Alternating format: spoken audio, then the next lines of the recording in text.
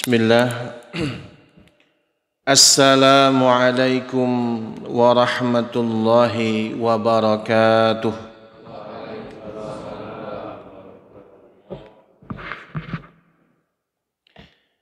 Innal hamdalillahi nahmaduhu wa nasta'inuhu wa nastaghfiruh wa na'udzu billahi min sururi anfusina wa sayyiati a'malina.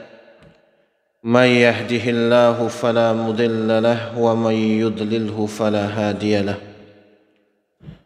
أشهد أن لا إله إلا الله وحده لا شريك له وأشهد أن محمدا عبده ورسوله لا نبي بعده أما بعد قال الله سبحانه وتعالى أعوذ بالله من الشيطان الرجيم يا أيها الذين آمنوا اتقوا الله حق تقاته ولا تموتن إلا وأنتم مسلمون فقال رسول الله صلى الله عليه وسلم اتق الله حيثما كنت واتبع السيئات الحسنة تمحوها wa khaliqin nasa bi khuluqin hasan.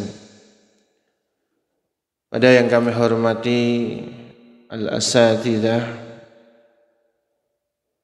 Ketua DKM Masjid Miftahul Iman dan jajaran pengurus lainnya, dan bapak-bapak, ibu-ibu, saudara-saudariku jamaah Masjid Miftahul Iman yang tidak bisa kami sebutkan satu persatu.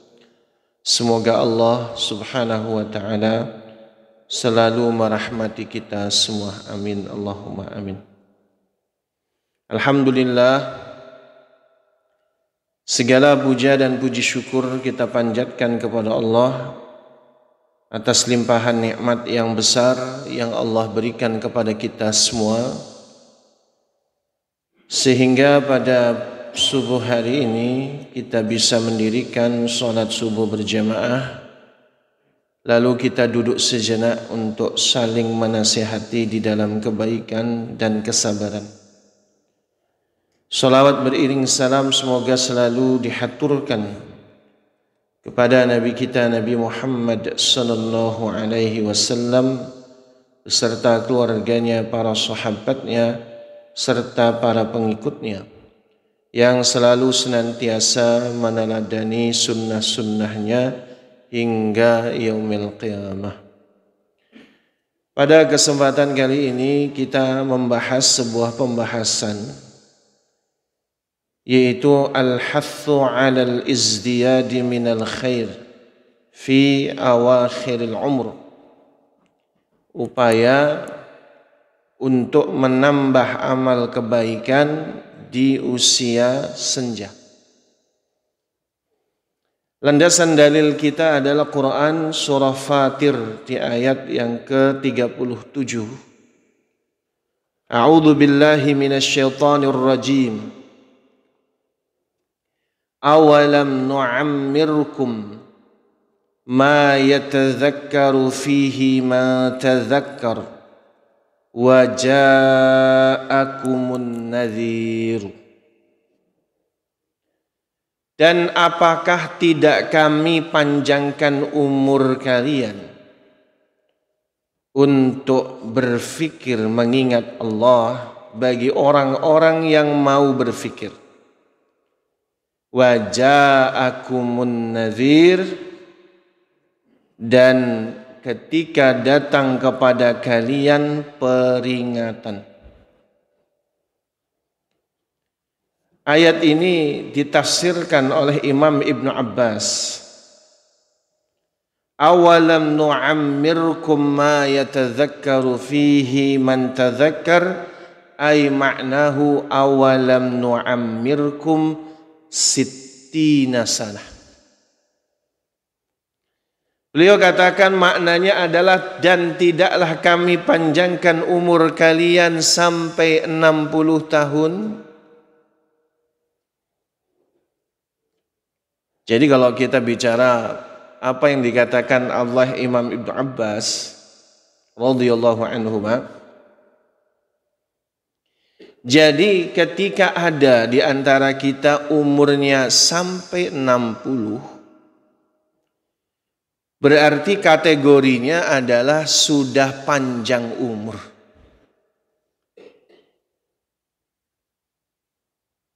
Kalau kita bicara umurnya umat Nabi Muhammad SAW, yakni baina sittina was sab'in, antara 60 sampai 70.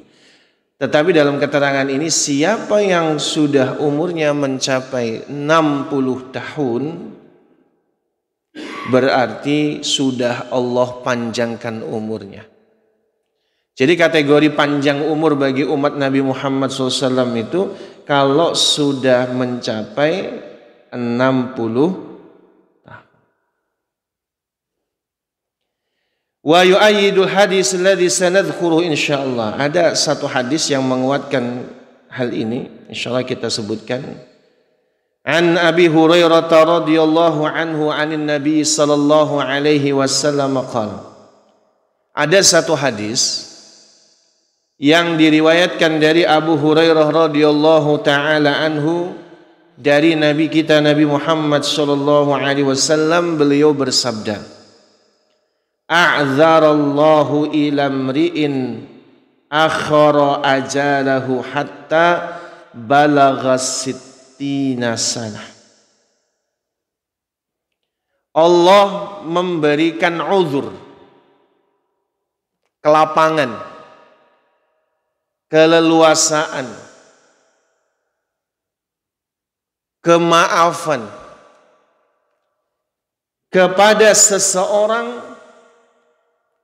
yaitu akhara ajalahu, Allah akhirkan ajalnya, Allah panjangkan umurnya, hatta balagha sittina sana, sampai berumur 60 tahun. Jadi bapak-bapak ada yang di sini umurnya udah 60? Jadi masih 30-an semua. 30 lebih dikit ya. Apa lebih banyak?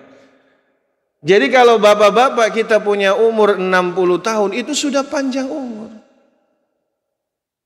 Jadi mau manjangin yang segimana lagi itu. 60 itu sudah kategorinya panjang umurnya. Tapi dalam konteks ini bukan maksudnya panjang umur kemudian selesai, enggak.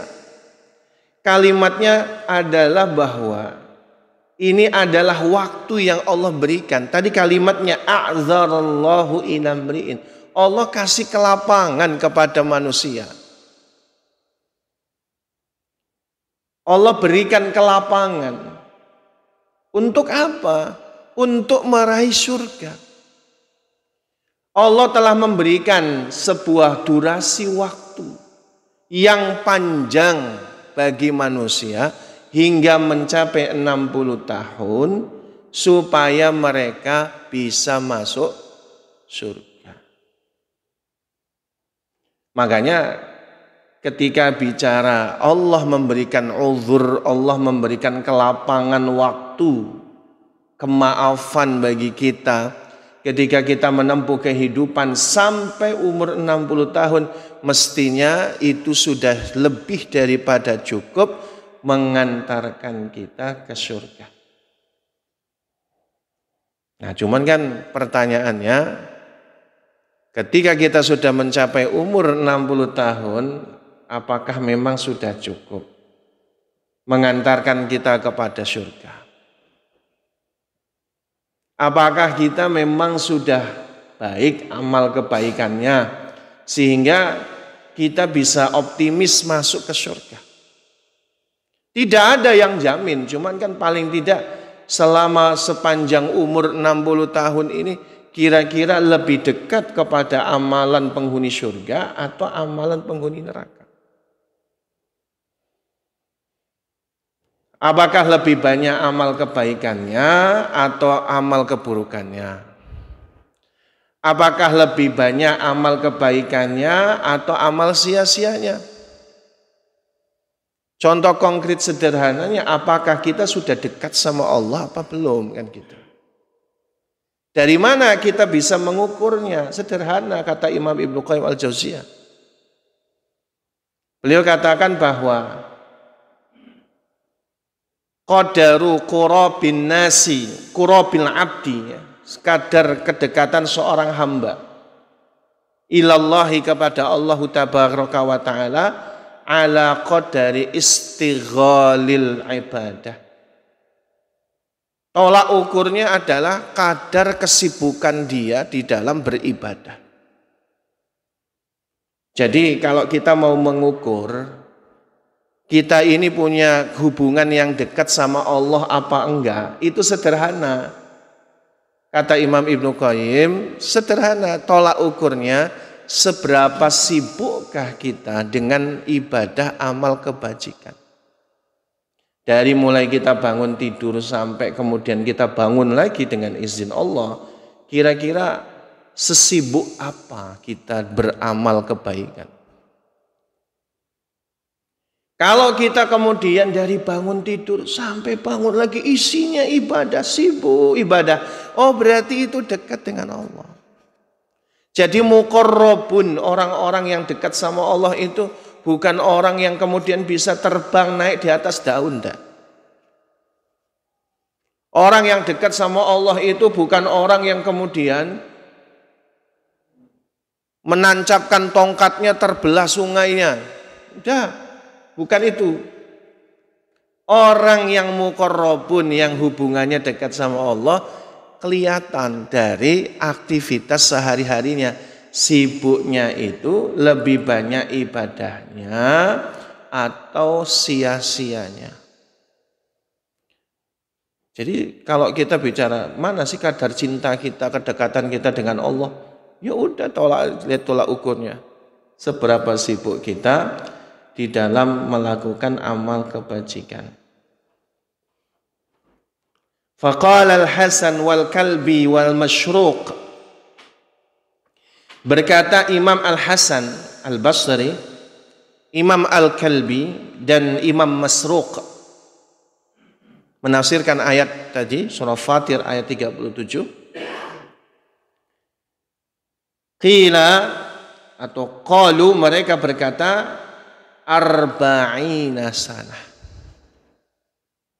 Jadi kalau kata Imam Hasan, Imam Al-Kalbi dan Imam Masyruq, awalam nu'ammirkum ma yatadzakkaru fihi man tadzakkar, itu arba'ina sanah. Jadi mereka mengatakan bahwa dan tidakkah kami panjangkan umur kalian untuk berfikir mengingat Allah. Itu adalah 40 tahun, Pak. Nah ini masyhur ya. Jadi kalau ini lebih sempit lagi kan berarti. Orang yang kategorinya panjang umur itu berarti 40 tahun. Ada yang umur 40 tahun? Banyak. Kalau tadi mikir, saya belum. Belum di bawah 60. Nah ini masuk ini.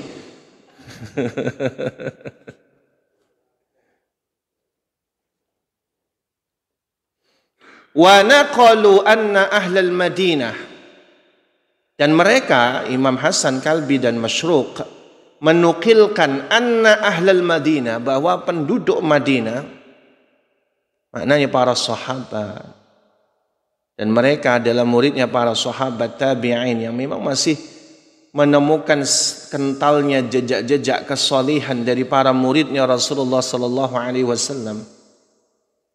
Kanu idza balagha ahaduhum arba'ina sanah, dan mereka para ahli Madinah jika umur mereka mencapai 40 tahun, tafarragha lil ibadah. Pikiran mereka itu sudah fokusnya ibadah. Tafarragha maknanya adalah memprioritaskan waktunya itu adalah untuk ibadah. Jadi kalau mereka para ahli Madinah tadi Kalau sudah umurnya 40 tahun sudah nggak mikir bagaimana nyari uang 7 turunan. Ada kakek-kakek berjuang luar biasa, umur 70, 80 masih berjuang untuk supaya apa? Supaya hartanya cukup 7 turunan. Ya Pak ya? Ada di antara kita yang leluhurnya punya kekayaan biar habis 7 turunan. Ada ya, cuma sayangnya kita turunan ke-8.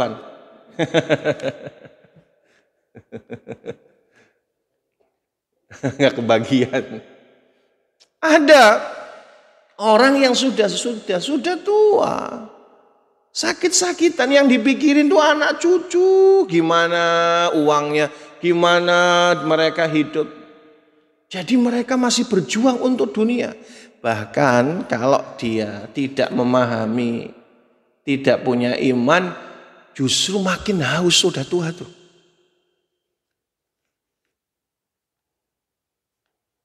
Ya, nggak mikirin tentang bagaimana akhirat. Mereka mikirnya bagaimana membangun dinasti, bagaimana membangun kerajaan keluarga, bagaimana kehormatan bisa sampai 7 turunan. Padahal kalau kita cermati, ketika seseorang itu mencapai umur 40 tahun, sudah warning itu, peringatan. Saya kira banyak yang membahas hal ini ketika arba'ina sana, 40 tahun. Memang banyak. Dalam Al-Quran juga banyak. Wa ja'akumun nadhir, dan datang kepada kalian an-nadhir, peringatan. Allah jadikan panjang umur, atau Allah memberikan kepada kita kelapangan umur itu sampai datang peringatan. Salah satu tafsirnya an-nadhir ay asyaib. Jadi Allah panjangkan umur juga, salah satu tolak ukurnya adalah asyaib. Asyaibu maknanya adalah uban. Jadi kalau kita sampai tumbuh uban berarti sudah panjang umurnya. Dan itu adalah peringatan. Selain memang kalau ada uban itu adalah bagian daripada bisyarah juga, kabar gembira juga. Karena orang-orang yang beruban di dalam Islam, Allah berikan keutamaan juga gitu, sebagai salah satu di antara tanda kesolehan. Tapi kan ada juga uban yang tidak kemudian membawa kesolehan. Gitu. Dicet akhirnya. Melihat uban udah panik. Padahal uban itu adalah peringatan. Waqila, nah ini nih. Dan juga ada yang mengatakan, salah satu diantaranya adalah Ikrimah, Ibnu Uyainah dan selainnya, mereka mengatakan bahwa awalam nu'ammirkum ma yatadzakkaru fihi man tadzakkar, ay maknahu 18 sanah. Lebih mudah lagi. Jadi kalau menurut Ikrimah, Ibnu Uyainah dan yang selainnya, bahwa makna ayat di atas, dan tidaklah kami panjangkan umur kalian itu untuk cukup berfikir mengingat Allah, artinya adalah 18 sanah, 18 tahun.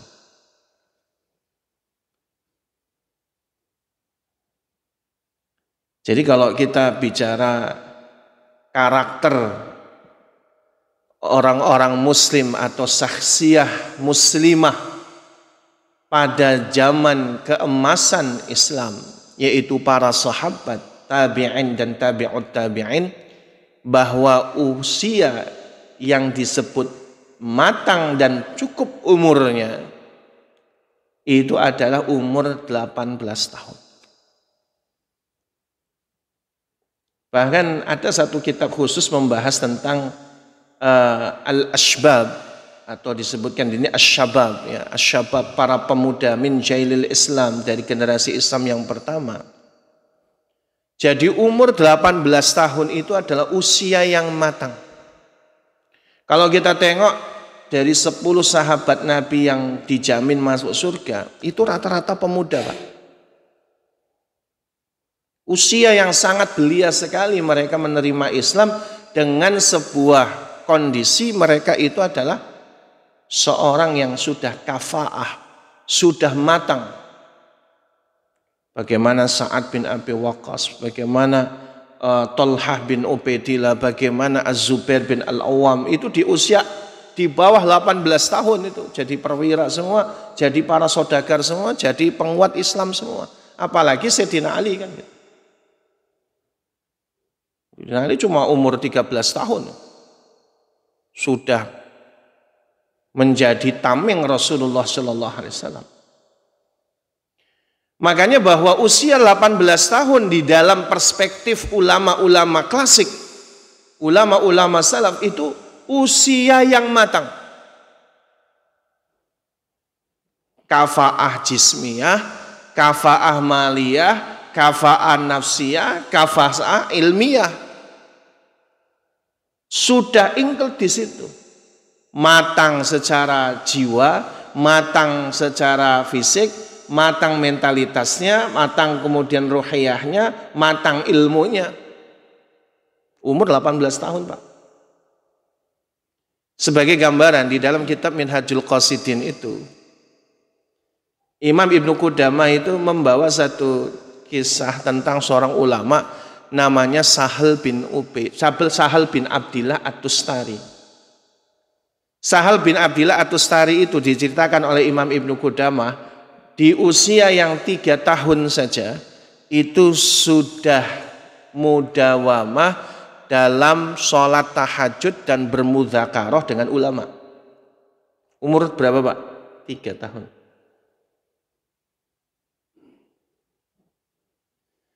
Jadi dikisahkan dalam kisah itu bahwa Sahal bin Abdillah ini sudah biasa. Ini mewakili bagaimana kehidupan para ulama salaf, bahwa mereka di usia 3 tahun itu sudah mudawamah. Mudawamah itu istiqomah, sudah konsisten sholat tahajud. Lalu kemudian selepas sholat tahajud dia biasa bermudzakarah, diskusi dengan para ulama. Umur berapa, Pak? 3 tahun.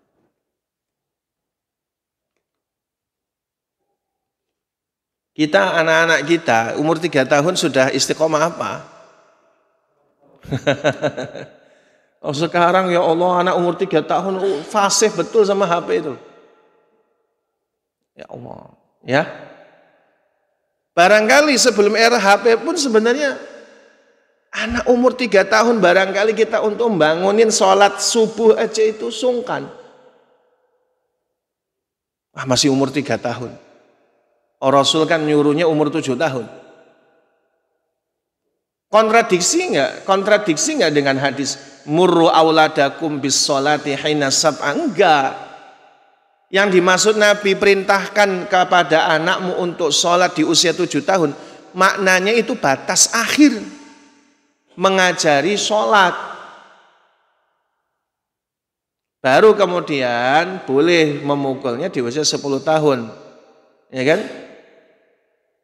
Jadi artinya wadribuhum hina asyrah, pukullah mereka jika mereka meninggalkan sholat di usia 10 tahun.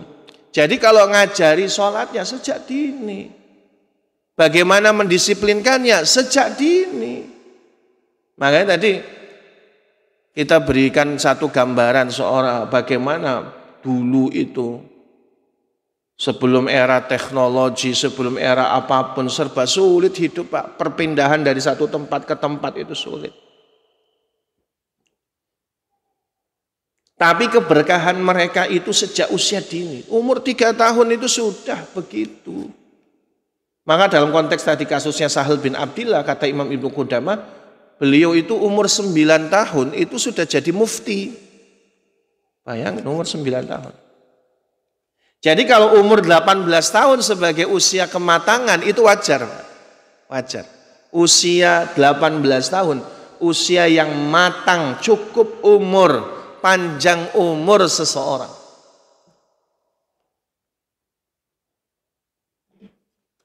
Yang tadi mewakili kafaah, kematangan daripada fisik, kematangan daripada harta. Secara fisik anak-anak umur 18 tahun memang lagi enak-enaknya itu. Main futsal aja 3 jam itu luar biasa, nggak ada rasa itu. Main futsal aja, nggak kerasa itu anak-anak muda itu. Tapi coba kalau kita tengok gitu, secara fisik oke, secara ruhiyah, nah ini masalah. Maka di dalam kitab itu Asy-Syababu min Jailil Islam itu ada satu keterangan bahwa karakter keislaman anak-anak muslim yang matang di zaman itu yang disebut Asy-Syabab, para pemuda, itu dalam urusan ruhiyah setidaknya mereka itu paling minim membaca Quran itu sehari 4,5 juz, paling minimal. Jadi anak-anak muda Asy-Syabab yang tadi kita sebut, mereka itu tidak menutup mata kecuali sudah 4,5 juz. Jadi Al-Baqarah, Ali Imran, An-Nisa. Paling tidak tolak ukurnya adalah itu. Mereka tidak memejamkan mata kecuali sudah membaca minimal tadi 4,5 juz. Itu pun kalimatnya adalah bagi mereka yang tidak mampu menghatamkan sehari sekali. Gimana Pak, anak muda kita? Tidaklah mereka menutup mata. Nah, itu masalah. Selain main game, main ini, semuanya. Kalau saya karena tinggal di Waihui gitu, di Korpri itu, udah malam tuh rame anak-anak muda itu. Nongkrong pinggir jalan, di kafe, di mana, wah cekak-cekik. Padahal kalau kita di Waihui udah banyak sekali kos-kosan, dulu sepi, sekarang ramenya luar biasa. Karena ada ITERA, ada macam-macam gitu. Itu saya lihat itu, misal bangun jam 2, jam 3, mereka malah baru tidur. Ngapain? Ya begadang udah. Ngapain? Ya udah main game. Ya Allah. Padahal usia 18 tahun tadi standarnya kita dalam perspektif Islam itu adalah usia yang matang, usia yang ibadahnya sudah matang. Ya Allah, jauh sekali ya. Jauh sekali. Jadi Bapak-Bapak sekalian, sebenarnya kenapa kelompok usia ini kita sebutkan? Supaya kita juga memahami Pak, bagaimana bahwa memikirkan tentang akhirat itu bukan orang yang sudah kemudian, kemudian di ujung usia saja. Tetapi bagaimana di kelompok usia yang ini tadi ada 3 kelompok usia yang sebenarnya mewakili 3 generasi sebenarnya, 60 ke 40, dari 40 ke 18, itu sebenarnya mewakili generasi ke generasi. Kita bisa bayangkan Pak, ini maaf sekali, Masjid Miftahul Iman gitu, kalau tidak berpikir ke sana, kita ada pada ancaman bahaya. Bagaimana masjid kita itu bisa terus dimakmurkan. Oke, insya Allah kita ninggal pun juga akan ada yang gantikan. Tapi bagaimana anak-anak generasi kita yang di bawah kita? Makanya salah satu di antara proyek bagaimana mendekatkan masjid ke mereka. Itu juga penting. Proyek-proyek yang memang diperuntukkan untuk anak-anak kelompok usia tadi remaja, mahasiswa. Karena saya selalu di masjid-masjid itu Pak, nyuwun saya maaf. Dikit sekali pemudanya. Yang hadir pengajian itu ya sudah tua-tua semua. Saya tanya, mana anak mudanya nih Pak Haji? Ya Allah, gak ada. Jarang ya, jarang. Makanya difikirkan betul 20 tahun yang akan datang lah. Kan tadi jaraknya 20 tahun, 20 tahun, 20 tahun. Kira-kira bagaimana 20 tahun yang akan datang? Tentunya sejak sekarang kita kemudian memproyeksikan bagaimana bertambah amal kebajikan itu. Ya tentunya karena kita berada dalam lingkungan masjid, kita jadikan masjid itu sebagai benteng umat, sebagai tempat bagaimana tumbuh kembangnya keimanan bagi umat kita. Tadi mewakili 3 generasi. Terutama bagi kita yang memang tadi usia sudah senja dalam konteks ya 40-60 tahun. Ada hal yang menarik. Ada hadis dari Ibnu Abbas radhiyallahu anhuma. Ini cukup panjang. Kana Umar radhiyallahu anhu yudkhiluni ma'a syakhi Badrin faka'anna ba'dhum wajada fi nafsi. Ini gambaran menarik. Adalah Umar bin Khattab itu memasukkanku, kata Ibnu Abbas, ke majelis para orang tua. Ma'a asyakhi Badrin, yaitu orang-orang tua pahlawan Badar. Faka'anna ba'dhum wajada fi nafsi. Aku melihat seakan-akan sebagian mereka itu ada sesuatu pada diri mereka, maksudnya ada gestur mereka nggak suka. Ini siapa? Kita kumpul orang-orang tua, ini anak muda nongol. Ibnu Abbas masih belasan tahun waktu itu. Jadi kalau perkiraan usia waktu itu Ibnu Abbas ya baru 17-18. Nabi SAW wafat itu beliau masih umur 12-13. Zaman era Abu Bakar itu 2,5 tahun. Berarti sekitar tadi 15-16. Masuk era Umar berarti ya sekitar 17-18 lah. Sedangkan majelis itu isinya orang tua semua Pak. Nah ini pelajaran juga. Jadi seperti orang yang gimana ya? Ini kumpulannya orang tua, muncul satu orang anak muda. Dan di gestur wajahnya orang-orang tua ini menunjukkan ada yang nggak suka. Ini siapa orang? Pahlawan Badar bukan? Memang bukan, Ibnu Abbas bukan pahlawan Badar, nggak ikut. Gimana umurnya baru 2 tahun, 3 tahun. Waktu terjadinya perang Badar. Sehingga apa? Sehingga orang-orang yang tadi asyakhi Badrin tadi, orang-orang tua Badar ini tidak suka. Sebagian, tidak semua. Faqal, maka ada salah seorang di antara mereka berkata, lima yadkhulu hadha ma'ana walana abna'um mithluh. Kenapa dia dimasukkan bersama kami, bermajlis dengan kami, padahal kami itu punya anak-anak seusia dia atau bahkan cucu kami seusia dia. Artinya ini juga pelajaran bagi kita. Penting Pak, memasukkan anak-anak ke majelis orang tua. Ini pelajaran dari Umar. Biarpun kita perbedaan kelompok usia tadi, bukan berarti kemudian anak-anak kemudian kita singkirkan. Kurang tepat.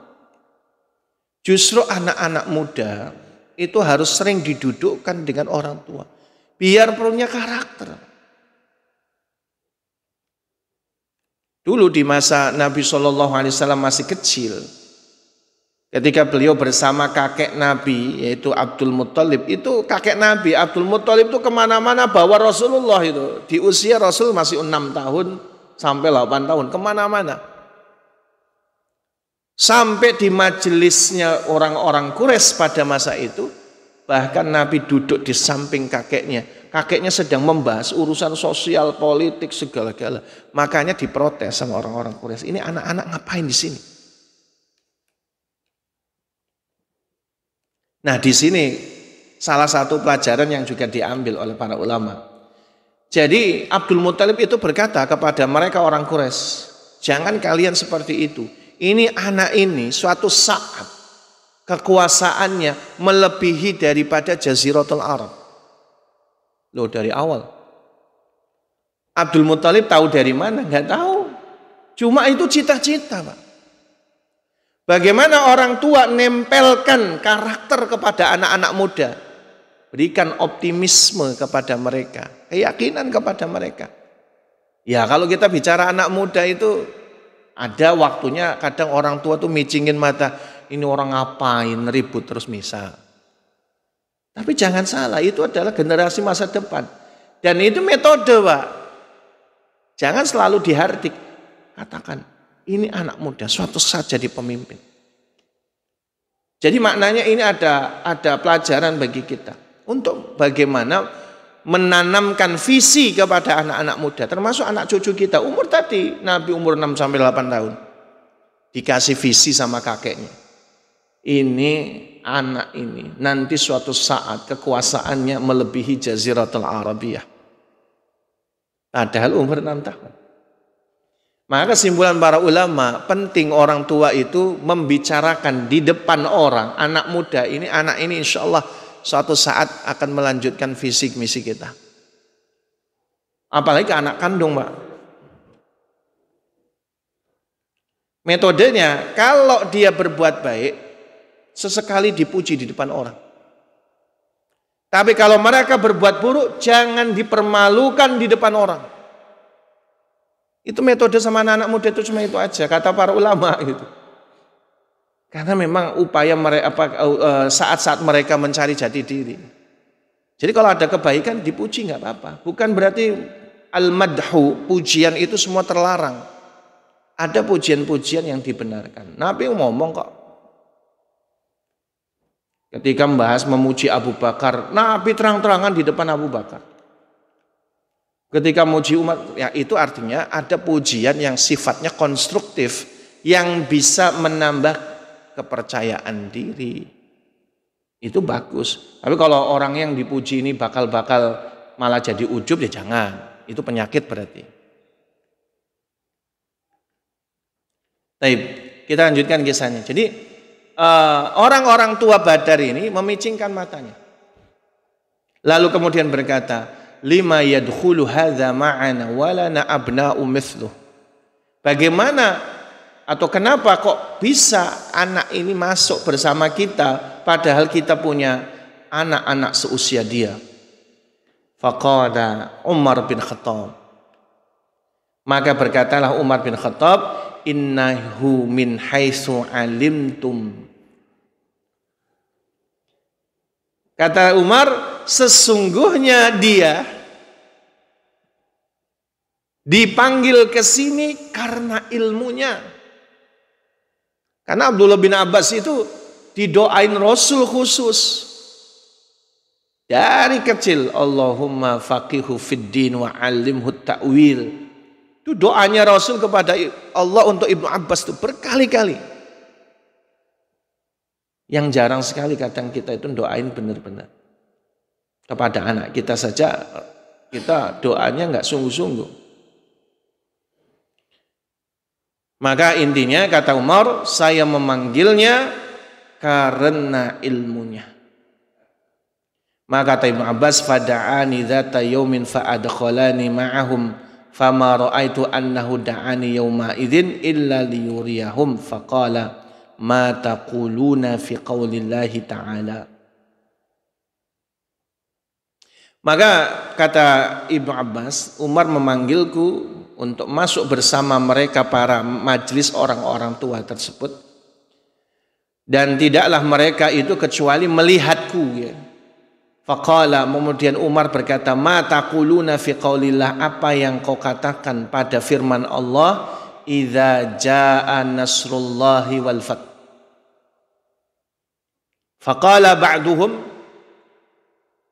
ini karena merasa lebih sepuh ya. Mereka orang-orang sepuh Badar itu berkata, menafsirkan tentang surah An-Nasr. Umirna nahmadullah wa nastaghfiruh idza nusirna wa futiha alaina. Kalau kita bicara redaksi kan makul ya. Bisa dipahami, mafhum lah. Sebagaimana mereka mengatakan umirna, kami diperintahkan oleh Allah dalam surah An-Nasr itu nahmadullah, agar banyak-banyak memuji Allah, wa nastaghfiruhu, dan juga meminta ampun kepadanya, idzan nusirna wa futiha alaina, jika Allah memberikan pertolongan kepada kami atau memberikan kemenangan kepada kami. Ya mafhum juga, yang isinya begitu gitu. Tapi ini pemahaman biasa, bukan salah. Pemahaman biasa. Wasakata ba'duhum falam yaqul syai'a. Habis itu mereka diam, tidak berkata apa-apa. Lalu Umar bertanya, akadzalika taqulu ya Ibnu Abbas? Apakah seperti itu pendapatmu wahai Ibnu Abbas ketika membicarakan ayat ini? Faqultu la. Maka aku berkata, kata Ibnu Abbas, tidak. Ibnu Abbas beda pendapat. Tidak sepakat makna utama dari ayat di atas. Qala fama taqul? Lalu kemudian Umar berkata, apa pendapatmu? Qultu, maka aku berkata menafsirkan ayat di atas, huwa ajalu Rasulillahi sallallahu alaihi wasallam. Kata Ibnu Abbas, itu adalah ajalnya Rasulullah sallallahu alaihi wasallam. Surat An-Nasr ini turun di tahun ke-6 Hijriah, padahal Rasul meninggal di tahun 11 Hijriah. Tapi kemudian kata Ibnu Abbas, ayat ini turun supaya memberikan kabar telah dekat ajalnya Rasulullah. Loh, itu dalam banget, nggak ada yang tahu kecuali Allah yang ngasih tahu. Maksudnya Allah berikan kepadanya pemahaman yang sangat dalam. Kenapa? Kalau seandainya agama ini telah datang pertolongan dan kemenangan, tugas Rasul sudah selesai. Kalau tugasnya Rasul selesai, ya berarti dekatlah ajalnya, kan gitu. Nah ini kan kita juga harus memahami gitu. Anak-anak muda itu punya potensi di situ untuk lebih memiliki ilmu. Ya kalau kita ini gimana Pak? Belajar di waktu tua itu, apa kata syairnya? Kayak mengukir di atas air kalau tua. Kalau tua itu seperti mengukir di atas air. Dan nulisnya susah, gampang hilang. Tapi kalau anak muda itu apa? Kanaksin alal hajar, kan gitu. Seperti mengukir di atas batu. Tapi intinya adalah bahwa pembahasan kita surah An-Nasr itu tafsirnya yang paling mendekati kebenaran adalah itu dekat ajalnya Rasulullah SAW. Dibuktikan di sini dalam hadis berikutnya. An Aisyah radhiyallahu anha qalat ma shalla Rasulullah SAW salatan tawilatan ba'da an nazalat alaihi idza jaa nasrullahi wal fath. Kata Ibunda Aisyah, Rasulullah SAW itu tidak pernah sholat dengan sholat yang panjang, yang lebih panjang, kecuali setelah turunnya surah An-Nasr. Kesimpulannya apa? Jadi Rasulullah SAW itu sholatnya tambah panjang, sujudnya tambah panjang, rukuknya tambah panjang ketika telah turun surah An-Nasr. Artinya apa? Ketika Nabi memahami telah dekat ajal. Berarti kalau turunnya surah An-Nasr, usia Nabi kira-kira 58-59. Jadi ketika Nabi itu turun surah An-Nasr, usia Nabi 58-59. Telah dekat ajalnya karena 4,5 tahun berikutnya beliau meninggal. Tetapi ketika dia diberitahu, Rasulullah SAW kemudian mengetahui bahwa itu telah dekat ajalnya, justru disitulah makin senja usia, makin giat ibadah. Ibaratnya kalau kita ini mau sebentar lagi penutupan, usia kita ini sebentar lagi mau ditutup, mestinya tambah giat ibadahnya, bukan tambah menurun. Grafiknya itu tambah naik mestinya. Jadi Rasul itu ketika usia 58, 59 di usia senja, beliau sholatnya lebih panjang. Bukan beralasan, saya sakit, lutut saya udah gak kuat, mata saya sudah rabun. Sehingga apa? Sholatnya sependek-pendeknya, Quran dijauhinya. Bukan gitu, keliru. Bahkan Nabi SAW bersabda, innamal a'malu bil khawatim. Sesungguhnya amalan itu tergantung penutupannya. Orang beriman itu adalah seperti orang yang memacu kudanya. Ketika sudah dekat garis finish, maka bagaimana orang itu balap lari kuda, Pak? Makin dipacu kudanya, makin cepat kudanya dipacu, supaya dia sampai kepada garis finish. Jadi ketika kita di usia senja, nambah umur itu bukan nambah lemah. Tambah semangat, Pak. Tambah 1 hari umur kita, tambah amal kebajikan. Bukan mikirnya, aduh kapan. Saya punya murid, Pak. Saya punya murid. Murid saya umurnya yang paling tua 93 tahun. Seorang ibu-ibu. Luar biasa. Dari hari ke hari isinya ibadah, baca kitab tafsir. Waduh, Ibnu Katsir udah khatam. Luar biasa. Tambah umurnya naik, tambah semangat. Awalnya pertanyaan pertama ketemu itu di usia 80-an lebih. Dia nanya, Ustadz, kapan saya mati? Suami saya sudah meninggal, teman-teman saya sudah meninggal, anak saya sudah meninggal. Kapan saya mati?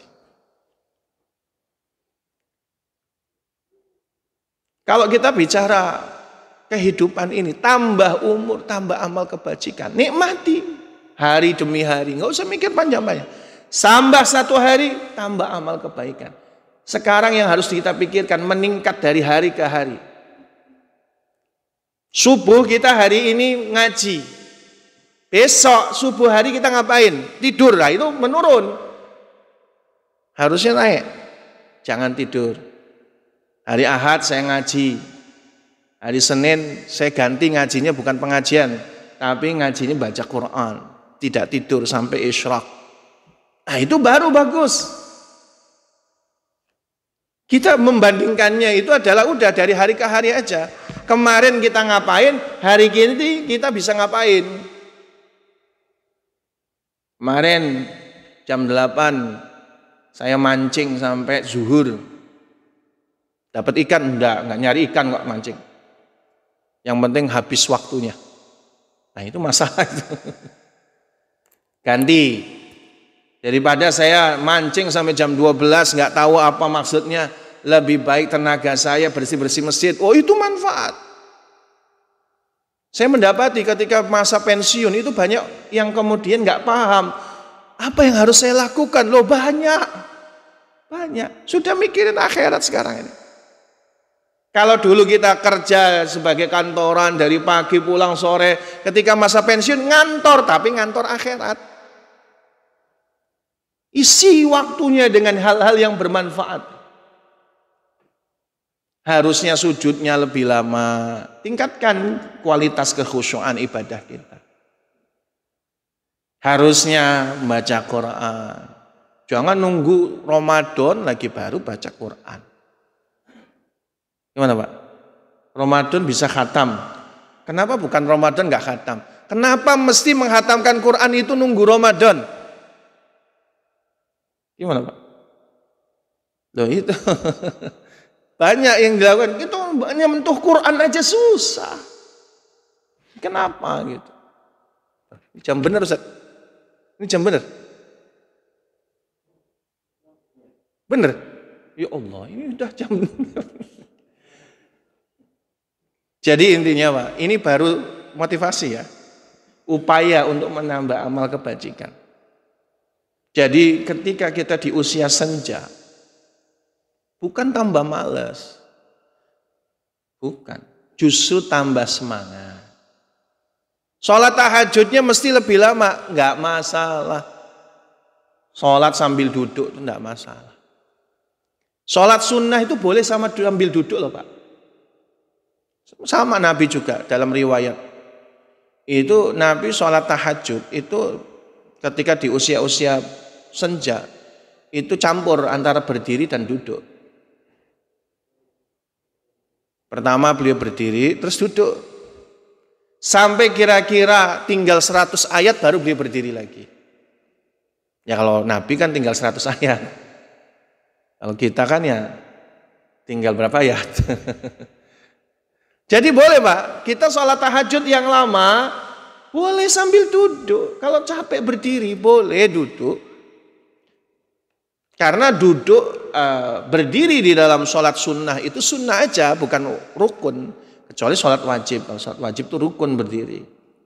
Tapi kan namanya sholat wajib lamanya berapa sih? Kita kalau misalnya ibadah pengen lama, sholat tahajud tadi. Kalau memang nggak kuat berdiri, duduk senyamannya. Itu untuk upaya nambah amal kebajikan. Sodako juga tambah rajin Pak. Harta kita mau dibawa apa sih? Mau diwariskan? Diwariskan oke, nggak masalah, bagus. Tapi yakin nggak anak-anak kita bisa berbakti? Sebagian dari harta yang kita wariskan dia bisa sedekah. Paling tidak untuk nama orang tuanya. Belum tentu Pak. Harta yang kita usahakan dari muda. Manfaat harta yang paling utama itu adalah untuk pribadi kita Pak. Nafkah iya. Tapi ketika ada kelebihan harta itu alokasi utama adalah untuk kita. Bukan untuk poya-poya makan-makan enak, bukan. Alokasi untuk akselerasi ibadah sedekah. Karena nanti di akhirat ketika kemudian kita dibangkitkan, kita kaget. Kita punya tabungan 1 miliar, kok sedekahnya nggak ada. Gara-gara semuanya diwariskan, anak-anaknya lupa nggak nyedekah. Udah capek-capek ngumpulin duit 1 miliar, habis. Tidak mendapatkan manfaat. Makanya contoh Abdurrahman bin Auf Pak. Beliau itu ketika sebelum wafat dikumpulkan sisa hartanya. Sisanya berapa Pak? Sisanya harta Abdurrahman bin Auf. Itu karena sudah terlalu sering beliau sedekah. Jadi sisa hartanya tinggal 1 juta dinar. 1 dinar 4 juta. Jadi sisa hartanya tinggal 4 triliun. Sisa itu. Sedekah separohnya diwariskan. Jadi yang 2 triliun disedekahkan, 2 triliun untuk diwariskan. 4 istri, 21 anak. Cukuplah dibagi untuk jadi orang kaya semua kan. Nah itu contoh, kita bisa nyontoh seperti itu separuh-separuh. Artinya ini upaya untuk menambah amal kebaikan di usia senja, bukannya saat kita pelit, justru saatnya kita banyak sedekah. Wallahu a'lam bishawab. Waktunya Masya Allah cepat sekali ya, habis. Demikian waktu dan tempat saya kembalikan. Kayaknya nggak ada pertanyaan. Nanti insya Allah kalau ada pertanyaan dikumpulkan di kesempatan yang akan datang insya Allah. Billahi taufiq wal hidayah. Wallahu a'lam bishawab. Anda cukupkan waktu dan tempat akan kembalikan. Assalamualaikum warahmatullahi wabarakatuh.